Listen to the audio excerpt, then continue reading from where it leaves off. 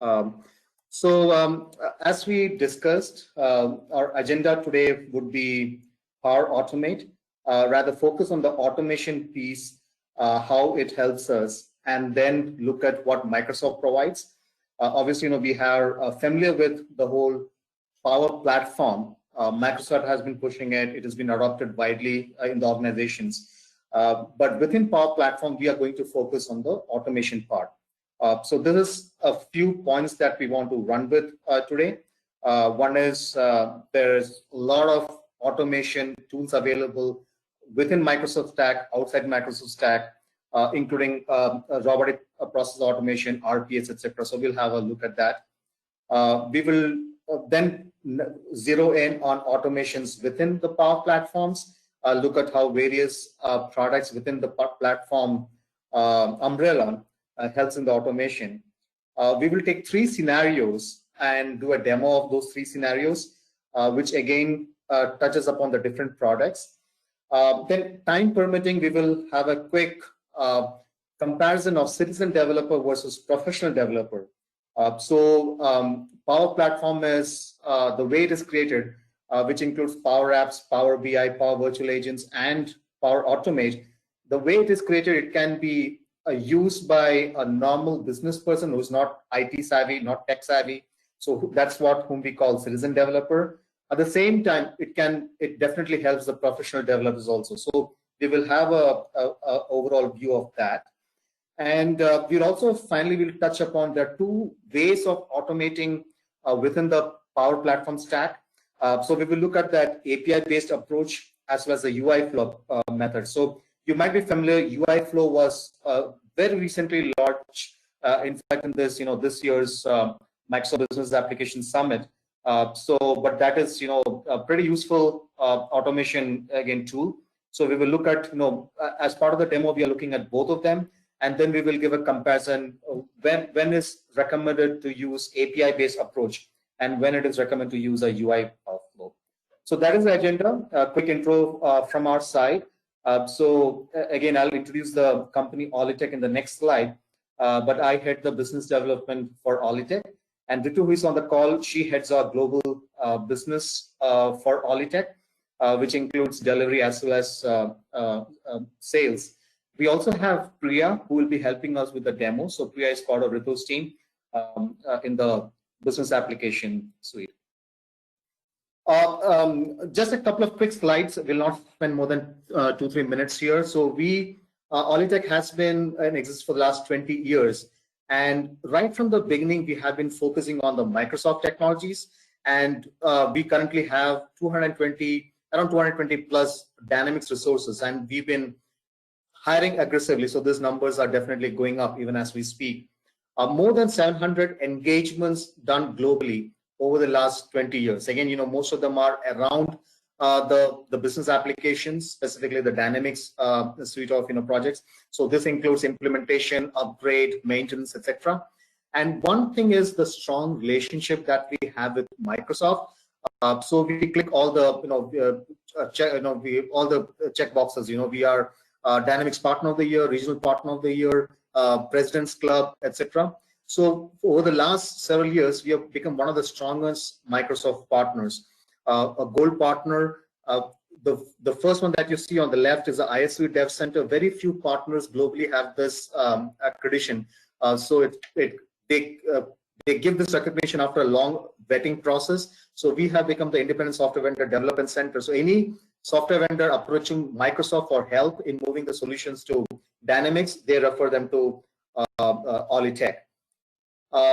Now, we believe completely in the transformation vision of Microsoft. So if you have heard Microsoft talking about how they're using the platform to engage the customers, to equip the employees, to transform the product, etc., we completely are aligned to that. And because of which, we are completely aligned to the platform-based approach and the different products that come under the platform. So starting with D365 Business Central, which by far is our largest focus area. So out of the 220 employees, as I said, almost 60% would be on the Business Central side.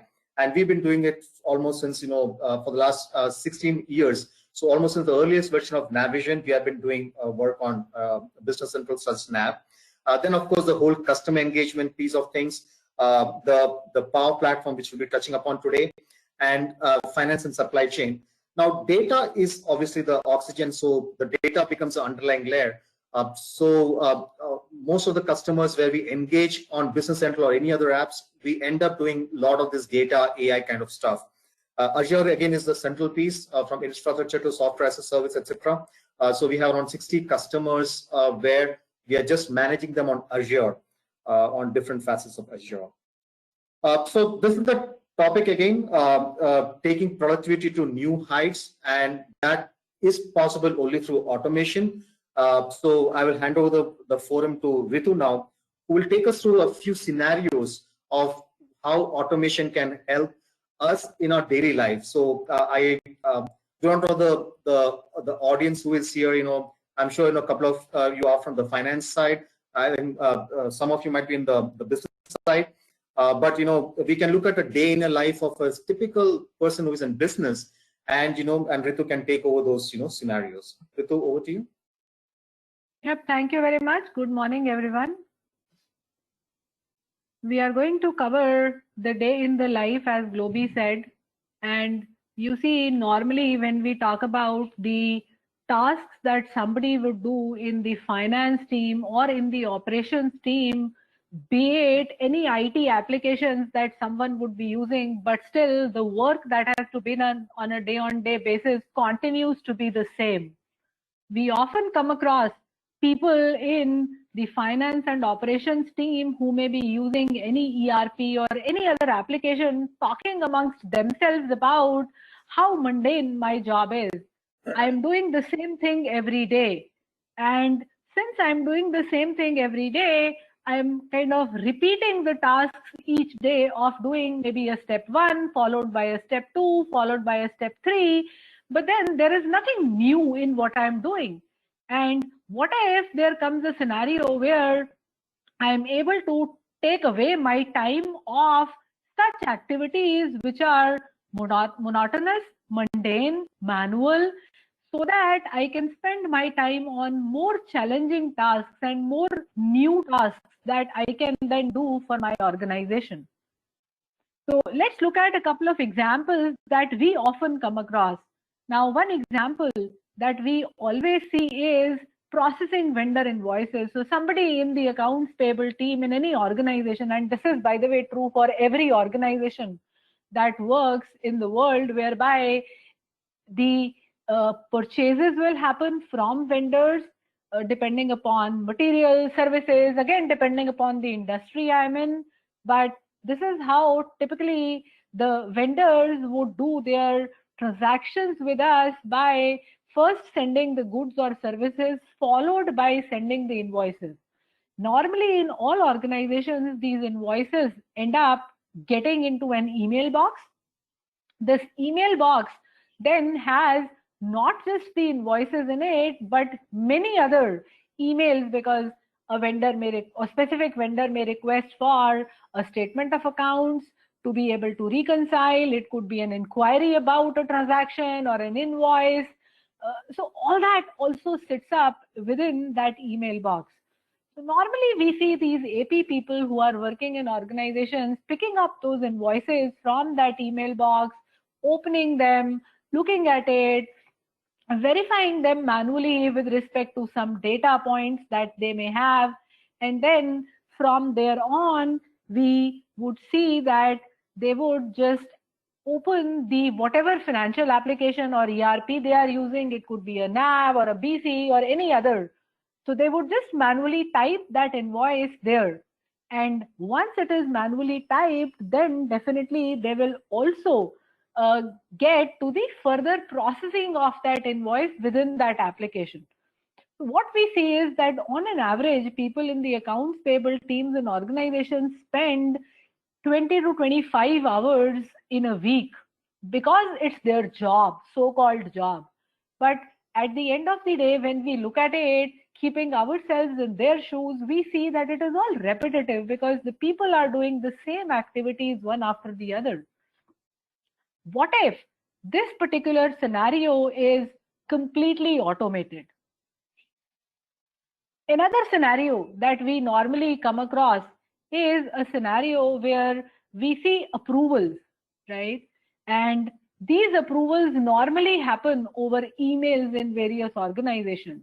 So there are certain business applications or IT applications which encompass this functionality and include it, whereby it could be done in that application. But still, even then, we find at least 60-70% of the people in the organizations doing email approvals or getting approval on emails, whereby you will typically find them first getting into a particular application, taking out the data from that application, typing in that data in an email, then triggering or sending that email to his manager or any other approver that needs to approve a transaction. If it is multiple approvers, then definitely the multiple approver names need to be entered on the email, and then it goes for an approval.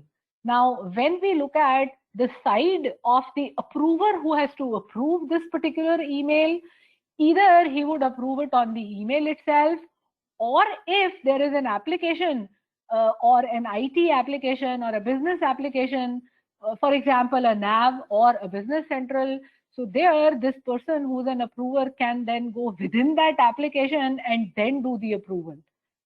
Again, a repetitive task whereby the same steps have to be repeated one after the other every time an approval has to be taken care of and approval has to be sought. Now we see this creates a disconnect, right? Let's talk about another scenario.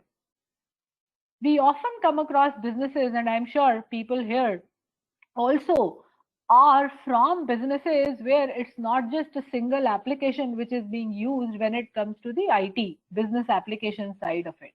We normally would have a plethora or maybe a lot of applications whereby we have these applications working in silos. So I may have an ERP which I'm using for the financial accounting. It could even be for my procurement. It could be for my sales side of the business. But then on the other hand, I may have certain operational systems. So typically we come across examples where, say, for example, for someone in the healthcare industry would use maybe a clinical trial application, which is obviously outside the ERP, right? For someone in the manufacturing business, we normally come across systems where engineering drawings are made. Now, these engineering drawings normally sit outside the ERP system. For consumer-centric businesses, whereby, say, for example, somebody is in the business of maybe giving internet connections or maybe phone connections, right? For them, again, the consumption of these plans that people have taken, registering that consumption becomes an important activity. And these calculations and these elements of the business and operational side of the business are normally stored outside the ERP system. And we normally see that some of these applications that we are talking about, the operational applications, these have been continuing in those organizations for maybe a long time, right? Depending upon when somebody created it from scratch, and then probably they upgraded it to a newer version of that technology and so on and so forth. And we normally use the word legacy applications for such applications in the IT world. So I'm sure all of you are aware about this particular scenario. And when we have this kind of a scenario existing in an organization where these applications are working in silos, we know that again manual work increases, whereby, say for example, an admin assistant will open the operational application, the person would read out the data from the operational application, and then in a second window would, for example, have the ERP open. Look at the data from the operational system, manually type that data in the ERP system, and then the next transaction happens in the operational system. Again, the same thing is repeated. And this again continues transaction after transaction, day after day, week after week, and so on and so forth, unless until somebody says that I am now going to integrate these applications, and again, in the IT world, we know there are many ways of integrating these applications. These are advanced ways, there are basic ways, and today we are going to talk about how easy and how effective is the integration that one can make using Power Automate. And that is where we talk about our agenda for the day: take the productivity to new heights using the Power Automate tool from Microsoft. So once we have this, we have the automations in place, we definitely will be able to feed the hunger of these people who have been spending hours doing monotonous tasks all over again every time a particular transaction or an operational transaction happens in their business. So with this, now we go on and then we talk about how does Power Automate fit in.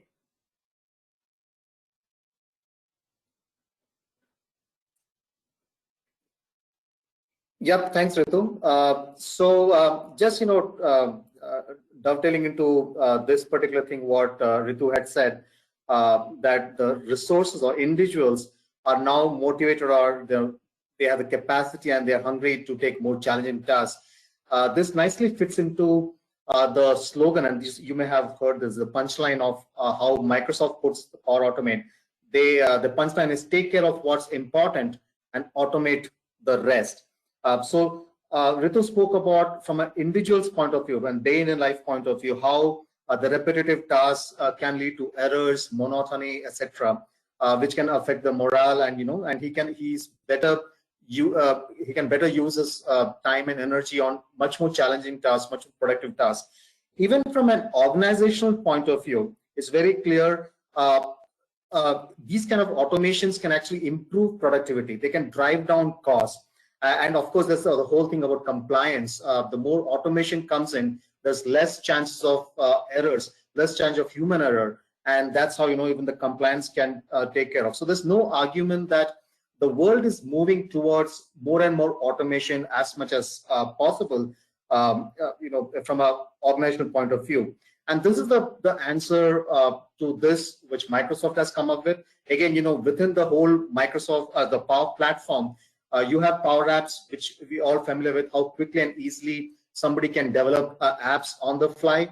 You have Power BI, which, it's all the reporting, visualization, etc., which, is now it comes also, some other reports come within Business Central, and, others can be built outside. You have the Power Virtual Agents, the bots which can be used as chatbot, etc., for your, websites and other areas. And Power Automate is, I think, is one of the most powerful thing. And in a way, they all can integrate. They all integrate well with each other. But for our purpose today, we are focusing on the Power Automate. Now, again, here the base is Common Data Services, which very nicely, helps it to connect to all the other pieces within the Dynamics platform.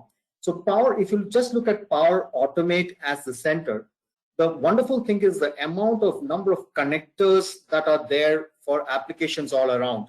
And for example, this is just a representative sample of all the connectors. Business Central, Navision, of course, they are definitely part of it. Then it can all the other business applications, including OneNote and all the other Outlook, and even outside the Microsoft. In fact, if you I don't know if you've gone to the Power Automate page, I'm just clicking on this.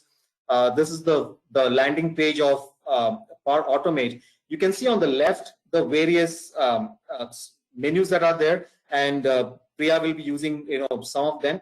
Now, for example, if I click on connectors, at last count there are some 320 plus connectors, and if you can just scroll down. So most of the applications which are popular applications, known applications, and even some more unfamiliar applications, all of them are connectors are easily available right here, right?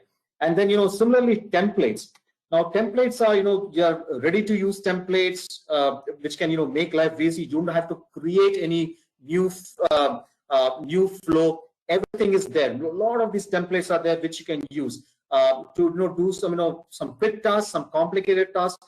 If you just search, if you just search templates, it's very likely that you have a template as per your need. So definitely this, Microsoft has really evolved this particular product. Even as we speak, in the marketplace, the new and new templates and connectors keep coming. So this has made life definitely easy. But then if you look at it, the templates and the connectors, if you look at, a different way of looking at it, how automation, Microsoft is doing automation within the whole Power Platform angle. If you look at the central part, this is where we saw the connectors and the templates in that that landing page that we saw. So all that is following, in an API way. That's the API flows that it has. So that is one way of connecting and integrating with the systems and applications all around. The other way is on the left, you see AI Builder. Now, AI Builder is part of the Power Platform. And when Ritu spoke about the invoices, for example, those, how you can, take that and use the OCR capability, make it digital, all that can be done using the AI Builder within Power Platform. And the last one is what Ritu had mentioned about the legacy apps, where API is very complicated to build an API for that or connector for that because they're legacy. In those cases, they've come up with this RPA for UI flows. Now, we must be familiar with UiPath and Blue Prism, etc. So this, in a way, is answer to that. So UI flows is if you just let's say for creating one particular flow, I do 10 steps. Let's say every time there's an inquiry into my info@olitech.com, inquiry for some kind of business or some inquiry for ERP implementation. Every time right now when it comes in an email, somebody has to look at that email. Let's say Ritu looks at it, then she forwards it to me. I look at it, and then based on what kind of inquiries I forward it to some of my team members, there are a lot of manual steps involved.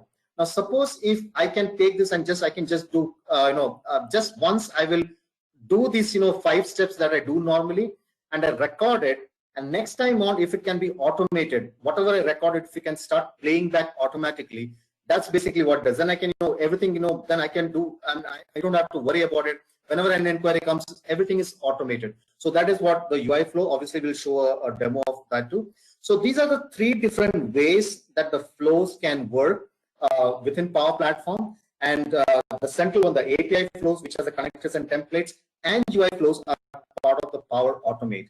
So this is, is what we are basically going to do, a demo of the 3. Now the first one, and Priya would be taking over from here. But the first one, the invoice processing and invoice approval. I wish we were in the same room because we love to be interactive. But especially once the pandemic set in, this has become one of the biggest demands from our customers and prospects. When they reach out to us, is for the invoice automation. Because suddenly when the pandemic hit, even today, I know Greg and Ravi, etc., they are back in offices, but we still have customers where people are still working remote. And suddenly we have this people from AP or the accounts team, they are working remote and they don't have access to the kind of machines, etc., which was in the office. And they get physical, they get all these invoices in email. Earlier, they could just take a printout, do a OCR scan, put it, make it digital. Now, suddenly they are overwhelmed by the volume of invoices that are coming. And this happening in the last 3-4 months, especially. And so there are a couple of ways to do it. I'm sure there are a lot of ways to do it, but within Microsoft itself, there are a couple of ways to do it. One way using Power Automate is what Priya is going to show now. We have also done, for much more complex scenarios, we have also used Azure Cognitive Services, again, from Microsoft. So depending on the customer need, we have successfully used both Power Platform as one of the options, and the Azure Cognitive Services are the other option. So with this, Priya, if you're ready, maybe you can take over. Let me see. Yes, sir. Can you please give me the permission to share my screen? Yeah. And in the meantime, maybe we open up for any questions, if there are any till now.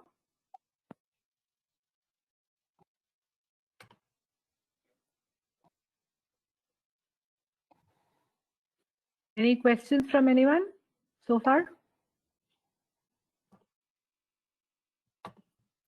So Priya, I made you the presenter. Can you? Okay.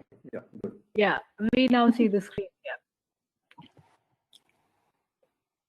So this is a typical screen that some of us or all of us are aware of. We have seen it. This is the landing screen of Business Central for people who are already using Business Central. We are aware of this.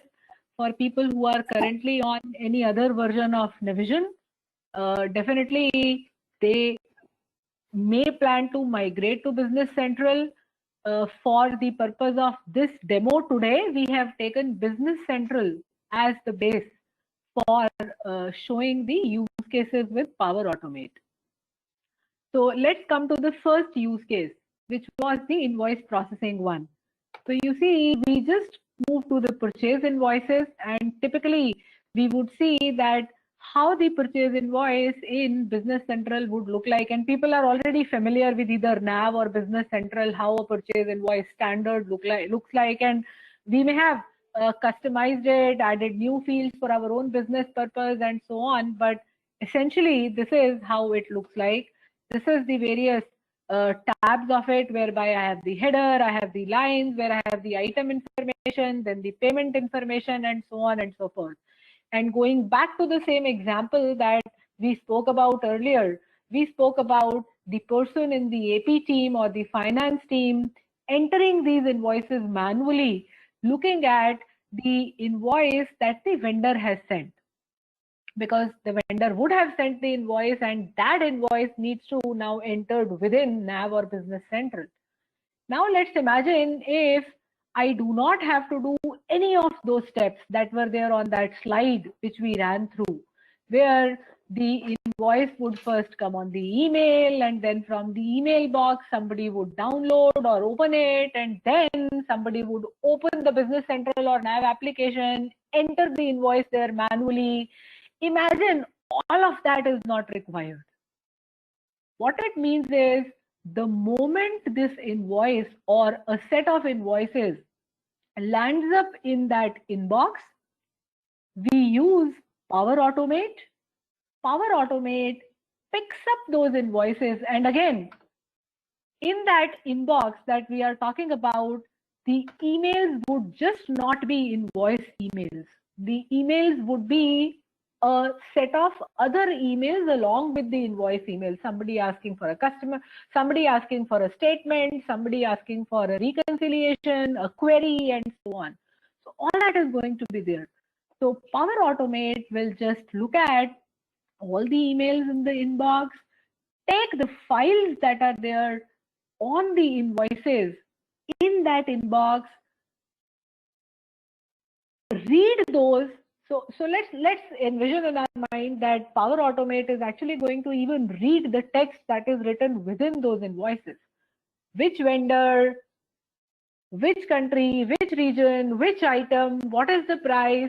So the header, the line, as it shows up in the vendor invoice, Power Automate is going to parse it, read it, and then it is going to bring that data within Business Central to show to this particular screen.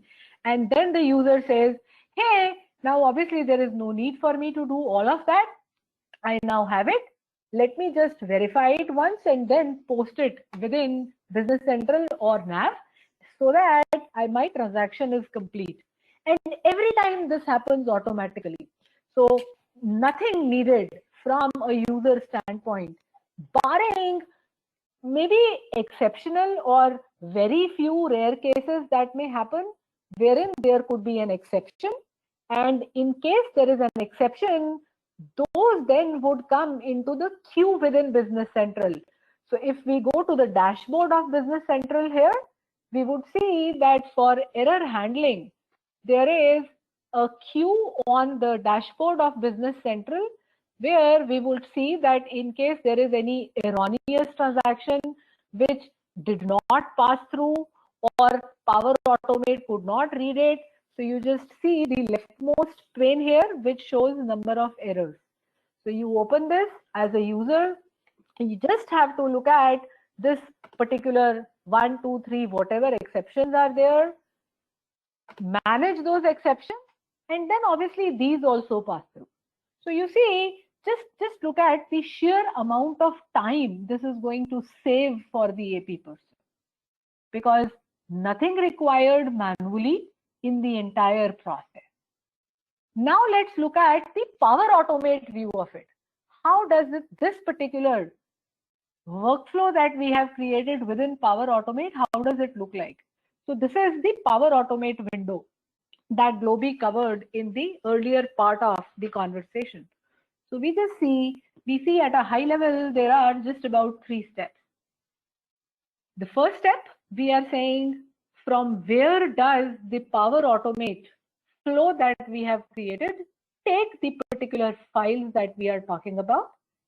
The second, we are mapping the data within those files with NAV or Business Central, because definitely since the Power Automate is going to read the data from the invoices, it needs to know which data do I map where, what is the header, what is the line, what is the item, and all of that. And then processing data to Business Central is the last step, where we see that in this particular step, again, the data that has been parsed or read by Power Automate, this then goes and sits within that Business Central screen that we just saw in the example of the purchase invoice.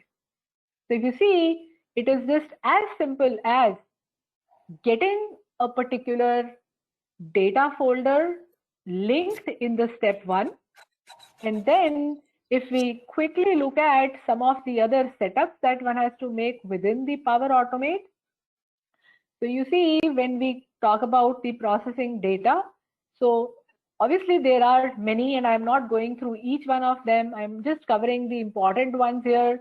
So this is the area where we have mapped the Business Central screen of the purchase invoice to the invoice that comes from the vendor. And obviously the screen is mapped, and then all the fields from a connection perspective are also then mapped here. So it's simple to create, and once created, it does its job. It does its job well, where it picks up the invoices automatically, and the end result is those invoices sitting within Business Central. Now let's move to the second use case that we had.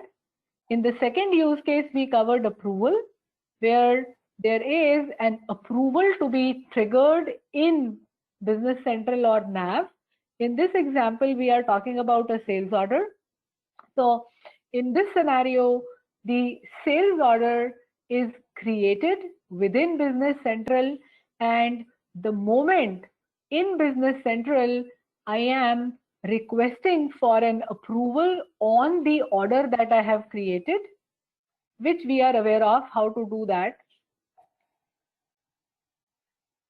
So we are just trying to here open a sales order, and then on a sales order, we just have this option on top which we use to request approval.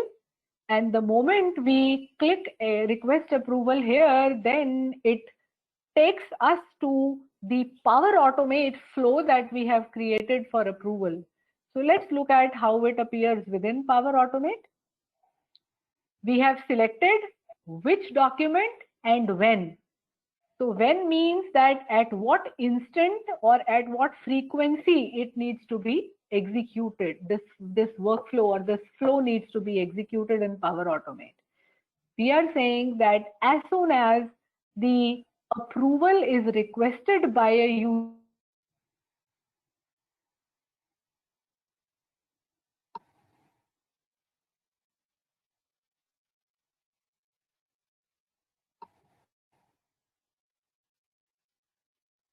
that we saw within Business Central on the sales order, by clicking on that button or in Business Central, this has to be. And then if we see here, we are just kind of identifying and configuring information in certain fields where we are just tying up which database, which company, which is all normal information which any user can just input. That is why Power Automate and other tools in this ecosystem of Microsoft are called as low code, no code tools, because these are majorly configurable. So in the first we saw, we are just connecting and telling that which transaction within Business Central, we just provided some conditions in terms of some limits that it applies. For example, here we see some $1,000, that anything above $1,000 goes for approval to a particular chain and so on. So all that is just again configurable. Just scroll down, Priya. Yeah. So here we see, we are saying that it takes a record at the time each record is created, and then it starts the approval. When it starts the approval, here we have also configured a functionality which is not available standard out of the box either in Nav or Business Central, and most of us have customized this feature. And this feature is approval on email. Though it's a simple feature from a business standpoint, but it is not available out of the box yet in the application. So here with Power Automate, it is configured, but if we want to do this within Nav or Business Central, it requires a customization. We have simply here configured that for any sales order that requires approval, it then comes to the approver on email. The approver has the option to approve or reject. And then if you see, again, this tree is moving forward in the sense that what happens if the approver approves, what happens if the approver rejects, and then all of this is again configurable. For creating this, we have used the template which is available within Power Automate, and from that template, we have just done some tweaks here and there just to get this email thing here in terms of configuration. So you see, this is how a typical email would look like for the approver. So just look at how it is coming in terms of the text of it. There is no need for us to configure any text or customize any text. This is again standard available out of the box. Once this workflow is configured, the email is available to the approver. The approver can approve, reject. In this case, he's approving. We submit it. Then on my Business Central screen, I can see that my respective sales order has been released, because that is how the functionality works in Business Central and Nav, that when a document is approved, the status changes to released. So let's go back to Power Automate and let's just quickly look at a scenario where if, say, for example, any of us being users of Power Automate have to create this simple flow using the template available within Power Automate, and from there, then we just kind of spend a couple of minutes looking at how do we create. So we are just looking for the templates available for Business Central. Let's pick up, say, for example, the one which is a customer one. I think it was there on top. Yeah.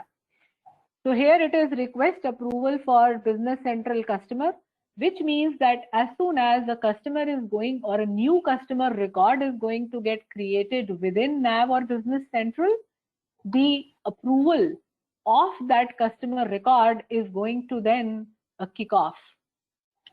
So here, while we are configuring it, we just opened that template and we see this particular template uses 3 components or 3 applications. One is the Business Central, second is approvals, and third is Outlook.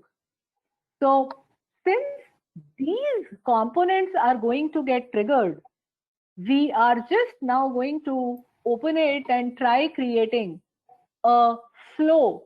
So you see, now you will be able to relate with the screen that we saw earlier while we were doing the sales order approval in Power Automate, because we can relate, it looks similar. The fields look similar. Now here, obviously, whatever conditions we want to apply, whether we want to apply one condition Now in this example, what she's doing is she's just picking up a credit limit check, because when we are creating a customer, definitely we would want a credit limit check or a credit limit approval for the customer record that we are creating. The other condition she is putting right now is that for the country US, whichever new customers are created, they need to get into this particular approval flow that she is creating here. Likewise, there could be many more conditions and many more combinations that one can set up. She has just identified the company of Business Central, and then this flow, I think, is available to run. So let's try running it. I think a couple of more setups needed, because obviously it will give the Outlook email to me. So obviously the email ID had to be put in once. So once these basic setups, and you just see this is all enterable. Nobody is writing any code here. But in a normal scenario, if we are wanting to get this email, etc., in NAV or Business Central, you would either do it yourselves or you would have your partner write the custom code for this to work. So I think it just took what, a couple of minutes in getting this flow ready with the template. And when she executes it, now she's again back on Business Central, and we see that as soon as a new customer is getting created,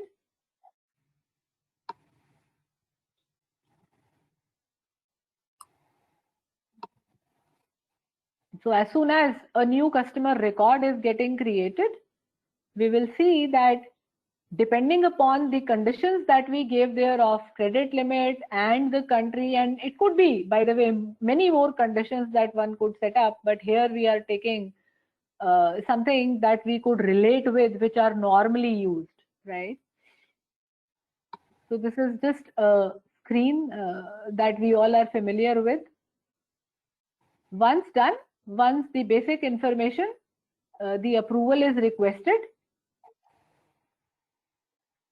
And once the approval is requested, the Power Automate flow that we created there in Power Automate comes into action, as a result of which an email will get triggered. This is what we see here. This is again for that customer, Paul George, that we created. Whether it is to be approved or rejected by the approver, depending upon the action approval takes, the treatment of that is going to be done within Business Central. And you see, this is just set up once and it works always till the time we don't fiddle with it or change it. So just in a couple of minutes, using Power Automate, we could automate the mundane activity, the repetitive activity somebody would be doing every day, every hour. Any comments, any questions from anyone? Does this work on on-premise PC? Yes. Yes, Greg, it works. It works the same way as we are seeing right now.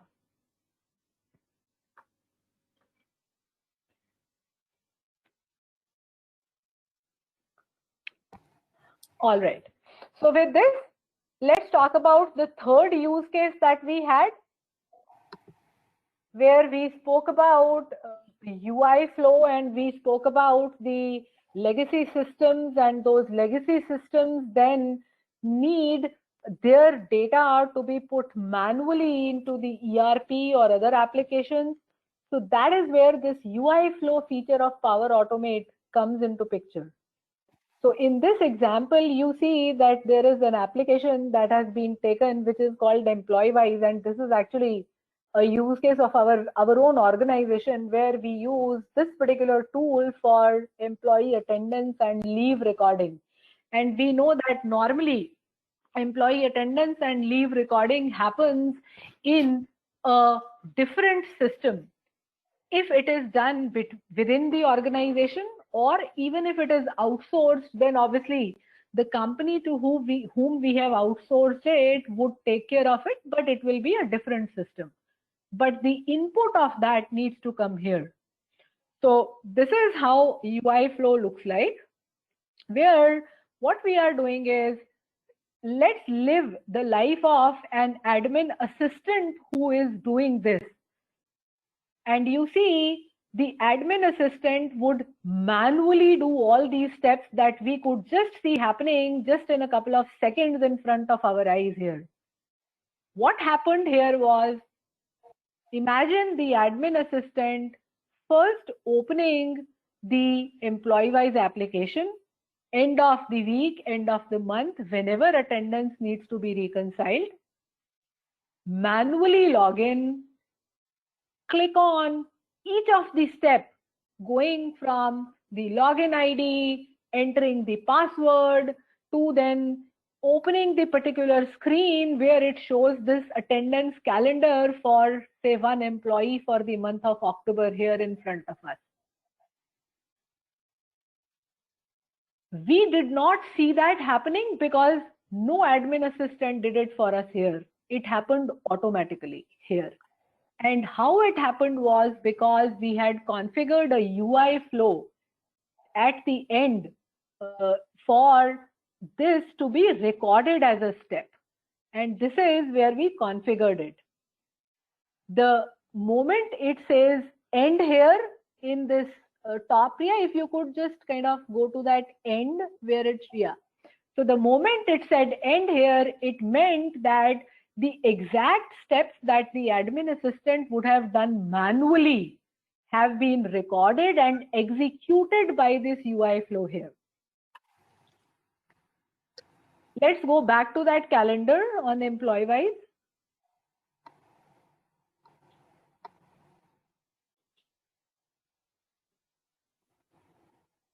Okay, the output of that, okay, that's fine. So the so this is where we see it.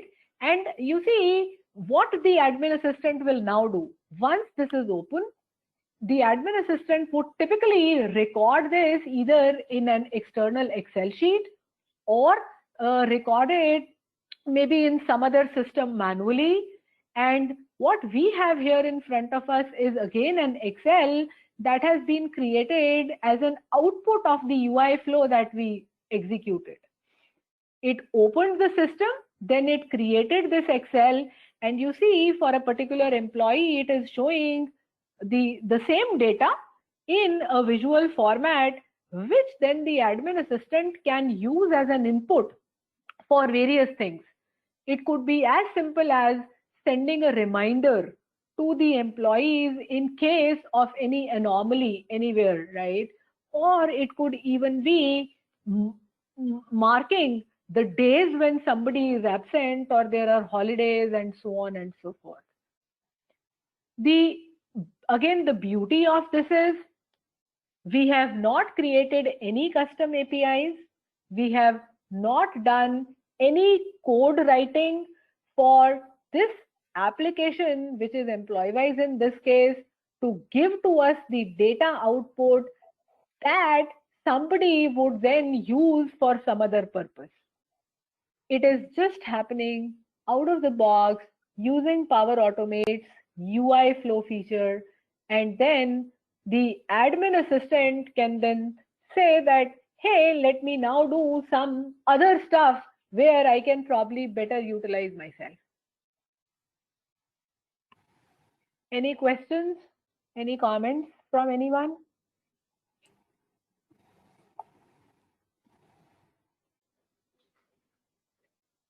Okay.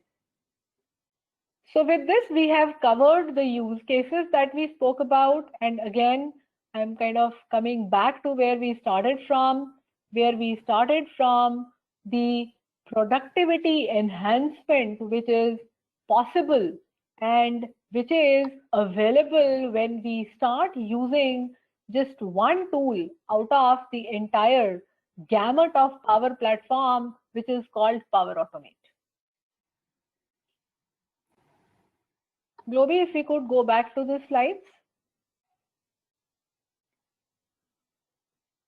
Sure. Yeah. Thanks, Ritu. Let me just share my screen.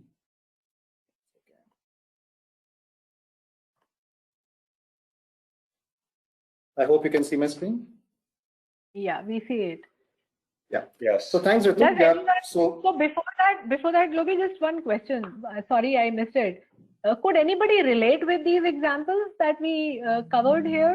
Do you get to see some of these, or many of these, or all of these in your organization?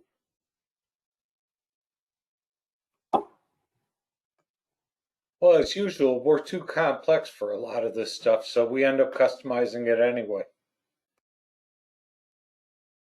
Yeah, but Greg, the beauty of it is when it works equally well, even with customized databases of NAV and Business Central. Because when we implement it, we do not implement it because you see, many or most of our customers are using custom applications which we have customized for them. It could be a NAV or a Business Central. But the beauty is that when we use Power Automate, we actually use it with their custom NAV and BC functionality, and it works equally well there as well.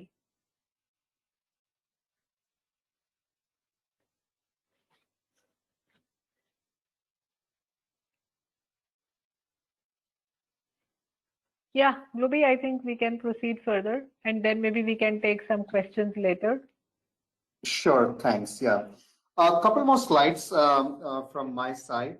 So one is we looked at the various scenarios, and obviously when we talk about automation, when we talk about these kind of flows, it always starts with a trigger. So when there's a trigger, an action follows, and if we can automate that, life becomes easier. And all the reasons that we spoke earlier, from an organizational point of view, from an individual's point of view, it definitely helps.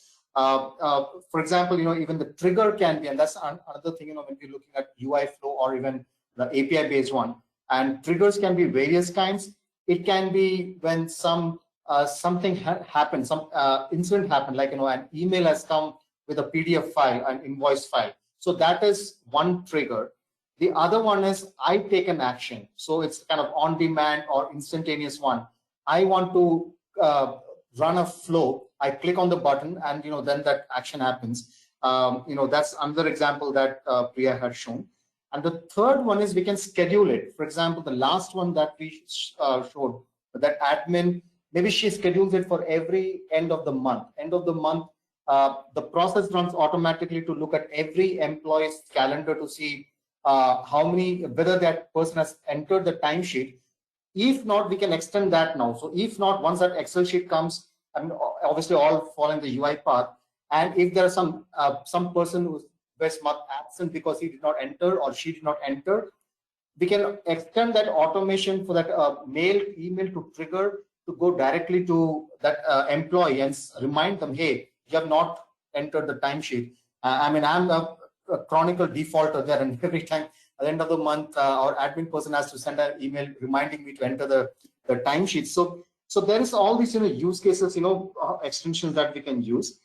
But then as you said, Greg, sometimes it becomes a question whether is it really as simple as it is, or is it complicated? Now here's the slide which talks about how it benefits both a citizen developer, whether it be from a finance department or from manufacturing or sales, etc., or if somebody from an IT. So we believe both these groups can take advantage of Power Automate.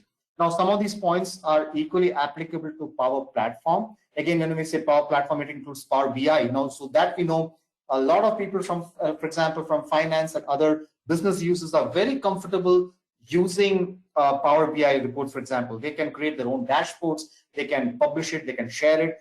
And thanks to all these templates and connectors which are there, at least the simple ones can easily be done by the what we call citizen developer, a business user who does not have that IT know-how. Obviously, in the real life, we see how sometimes the budget is a constraint. Sometimes the IT department does not have enough time. The bandwidth is totally choked. So rather than wait for IT to pick it up after, let's say, 3 months, 6 months, if there's some simple flows and processes that are available for automation using the connectors and templates, the citizen developer might as well do that. And there are a lot of templates which are very simple. Click of a button, you are able to do certain tasks, and it's very very useful to actually go and explore whatever templates are available. As a salesperson, for example, I have a lot of this Outlook versus and my customer engagement or sales integration. So a lot of things that I used to do manually, I'm able to do that, because of using this template. LinkedIn is another example personally how I use. If I want to find out about some company, let's say I have got some list of 20 companies. Now I don't have to do much of research and then manually entering. If I can run that integration flow using that LinkedIn integration, the connector, it can also automatically populate those spreadsheets the way I want. So that is an example. So you don't have to wait for an IT. Simpler applications can obviously be used for using the Power Automate. Again, as an example, Power BI, for example, and some of the other Power Apps, for example, can be very. I mean, even I, as a non-techie, can create a simple app on my mobile phone. So the Power Platform provides these tools as a self-service I can use to create all this. And so Power Automate is a similar thing. And thanks to again the connectors and templates that are available, more than 320 connectors as of now.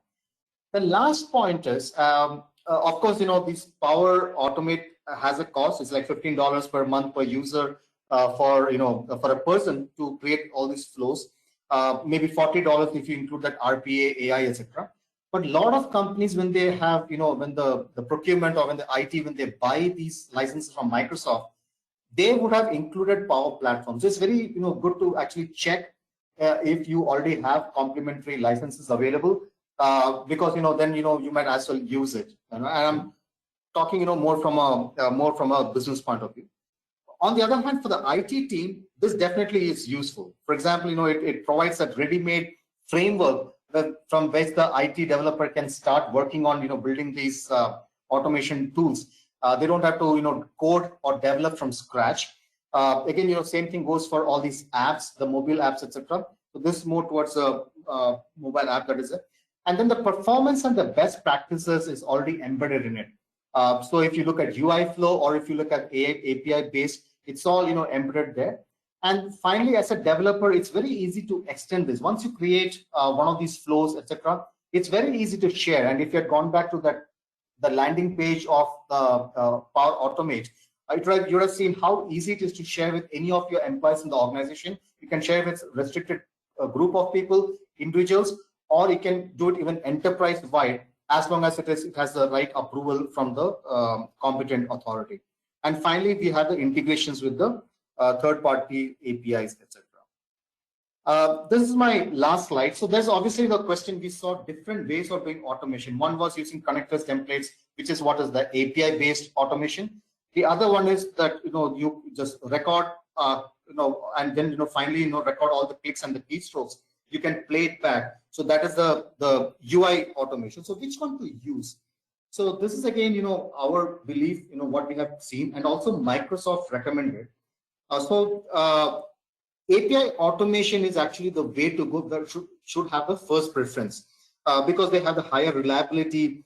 There's no dependence on the devices because connectors and templates, etc. They're sitting on cloud, and so especially when your applications are also on cloud or even on-prem, but it is modern enough that it has the API integration is possible.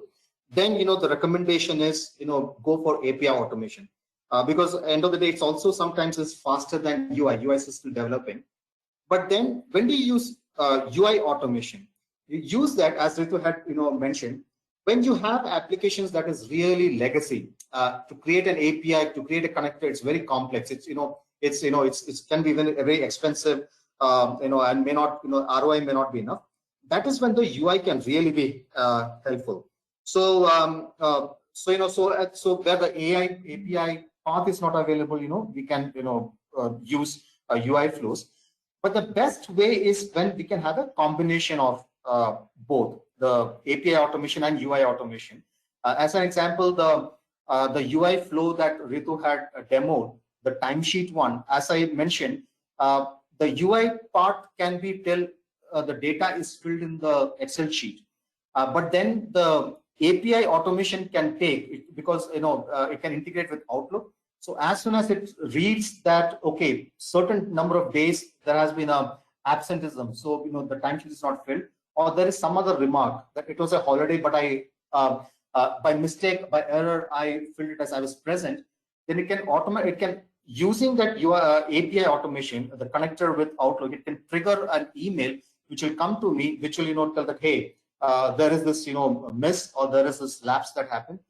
Please correct it. So our advice is to use a combination of these tools. I think with that we are done with what we wanted to say. Again, we wanted to give a very high-level overview of Power Automate.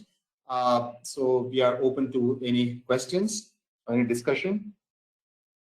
I think Mark has a question. So Mark, we see you have typed a question in the chat. Had something changed recently for professional developers? From the apps I have developed, it's terrible for professional developers. Can anyone spell reusable code? So I think you are talking about a Power App here. Have you tried doing that, Mark? So it's been a couple of months since I've done anything with Power Apps, but there's no ability to define a function or a procedure. So I've got some stuff. I've got 100 lines of code is 100% duplicated on multiple screens, and I know you can link it to a hidden button, but from what I recall, you can't disable that button. So is there anything new? No, so yeah, so definitely I think when we talk about Power Apps as such, though that's not the topic today, but when we talk about, no, that's fine. But the topic more is Power Automate today. But when we talk about even Power Apps, right, we all know that Microsoft is now building changes every few days, right? And new releases even of Power Apps are happening now, right? When the Power Apps started about a year back, and maybe you would have seen it then. If you compare the options available now versus what it was 1 year back, right? Yeah. So I think probably what you are talking about is a specific scenario. If you could elaborate further on it and maybe give us more details, we'll be able to come back to you with the specific way of doing it. Okay. But I think when we talk about reusable code, especially in the scenario of these low code, no code applications, the intent, Mark, is not to build reusable code. The intent is to do away with code and just use configuration. Like the examples we covered today, right? So you see, we just configured. We didn't use any code anywhere. Right. Though most of us are developers, all of us are developers, but then we have refrained ourselves from using our charisma of doing technical development and coding and just rely on what is available out of the box within Power Automate today. Okay. Yeah. So we open up for any questions, comments, thoughts.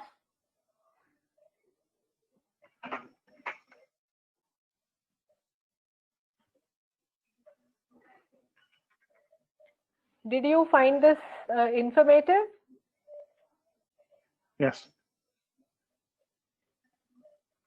Yeah, Ritu, I've been trying to do some Power Automate with Teams and Microsoft Project and Excel and SharePoint, and I've noticed that there's a pretty small learning curve in some instances, and a very big learning curve in other situations, and how you want to integrate things and how detailed you want to get, with how granular you want the data to flow over. So I mean, I think personally, I think Power Automate's really nice to use for I think you said, the citizen developer, right? If you want to just try playing with it a little bit, it's very useful to get some of these things automated. I'm able to refresh all my projects, republish them on a daily basis, Power BI reports, refresh the data, on triggers. It's very nice to get some of these smaller things automated, so you don't have to worry about, queues and job queues and stuff of that nature with Nav.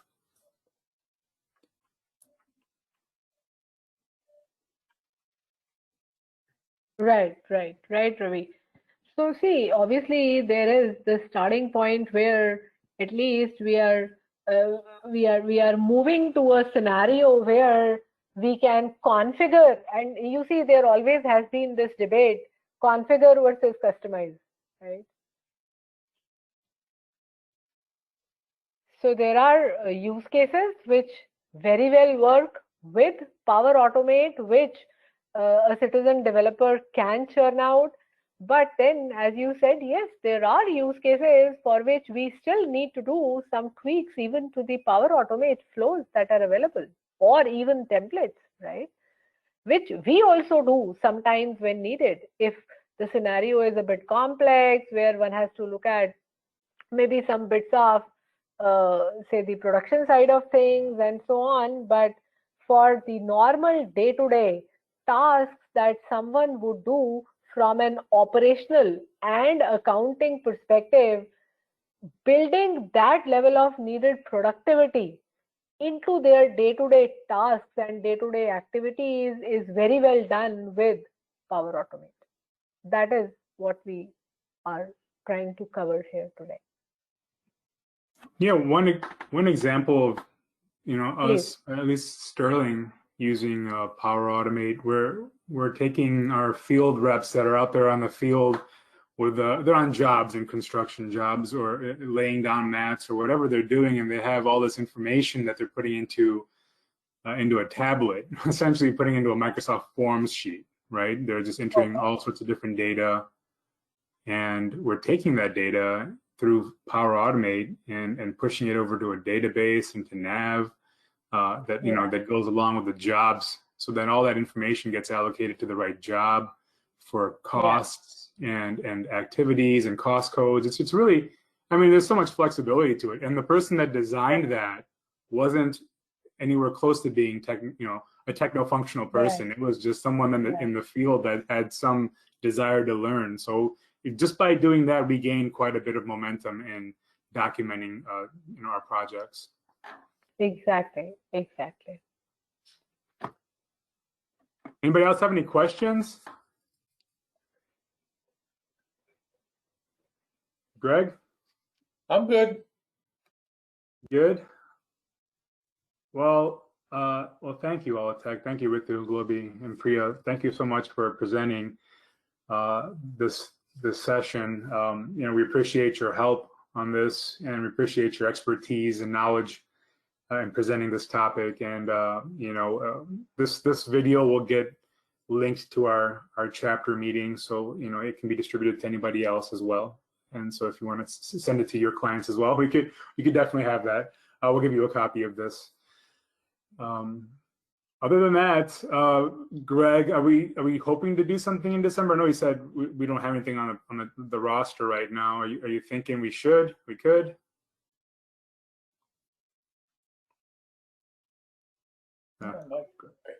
I don't really think we should, quite honestly.